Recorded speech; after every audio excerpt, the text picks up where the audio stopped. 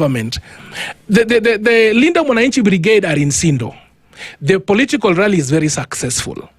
Then the member of parliament for Suba South, Karoli Omondi, he stands on the podium and says, we are going to Asego to deal with them. Meaning that they were also ready to deal with. So we have to speak things as they are. Then on the way, of course, the goons are coming. Two wrongs do not make a right. Babu Owino says they are 30, they are only 50. Let us pick stones. Let us beat them.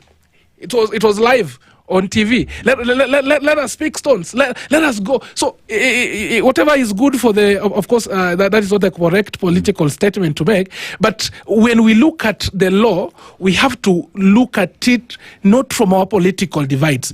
Peter Kaluma's statements, if looked at contextually and of course in the public domain, they were wrong. Babu Owino's statements inciting his members, I don't know whether to call them members or political supporters, it is wrong. Karoli Omondi on his part, by actually telling them that we are going to Asego to deal with them, who are they dealing with? So it is a political bad manners that we should be able to point out and call it out regardless of your political stand. From where you sit, Wakili, is there selective application of justice? Why do I say that? Because if you listen to what happened to Kagusha as well, he made a statement publicly. To date, what you're telling us, I mean, investigation and retraction of that video evidence in raw format is something we do not know whether it happened or not. One just sits and thinks who found the tape, he was just picked because it's something that was seen on social media, and 80 police officers were sent to him. Let's look at what Opondo Kaluma said, right? And based off whether it's Opondo Kaluma, whether it's Babu Owino or Karoli Omondi, right? All these aspects of criminality that ought to be done, the investigations have not happened. So the crime is against the state. So is the state applying selective administration of justice depending on who is on the other side? Of course, it's very obvious, and I think I have mentioned it more than once, but let me put it very clearly, that it's selective application of the law given your political divide, and this applies across the opposition and the state. But let us look at the state because they have the responsibility of prosecuting criminals or persons accused of committing crimes. You cannot be the one who applies, your scales are uneven. In this case, Kagusha the uttered statements that were seen as incitement to violence. Yes. Right? Then the following day, he was arrested. I think he was arrested while he was just concluding an interview at Citizen. Then there was also Peter Kaluma. Peter Kaluma makes these statements.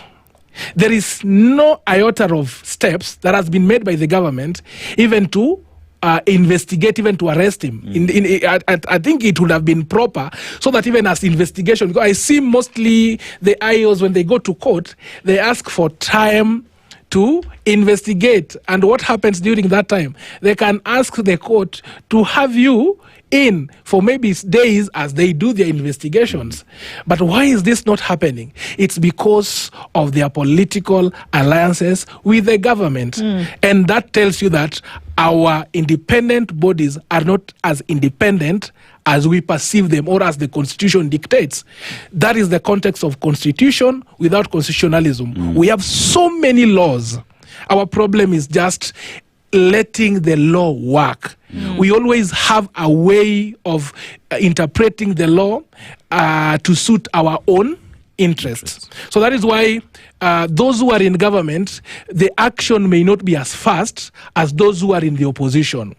And one thing, you see, those who are in government today, they were in opposition yesterday. And there is a more likelihood that they may be in opposition tomorrow, or they may be those in opposition may be in government tomorrow. That is how government works. That is how politics works. So what we should guard with all our hearts as stakeholders, and yes, stakeholders, we have the lawyers, the public, the media, is to call it out the way as it is, so that even if they are not prosecuted, it is there in the public domain. But of course, this also must be done within context, because if you extend the boundaries, then you can also be held culpable for your actions. Okay. So yes, there is selective. There is selective application of the law, and this must stop. And that is not this is not only on the criminal aspect alone. It's also in government, the judiciary, the legislature and the executive. They are meant to they have a separation of power.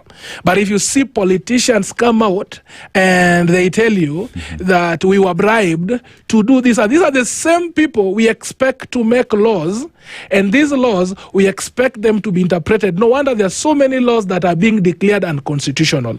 So if independent bodies can be independent, if the DCI can be independent, if the ODP can be independent, so that regardless of your political stand and political persuasion, you are meant to face the law as it is. Why haven't they started investigating Gachagua, for example? They invited him over the remarks he had made some times back. Yeah. Why haven't they? Because there are people who are are seen to be untouchable, so that the small criminals are meant to pay and are meant to suffer, which actually is the law. But these big criminals have a way of circumventing the law. I think that is what we'll need to look at, the independence of the body. Even if you invite the ICC, you make so many laws without that good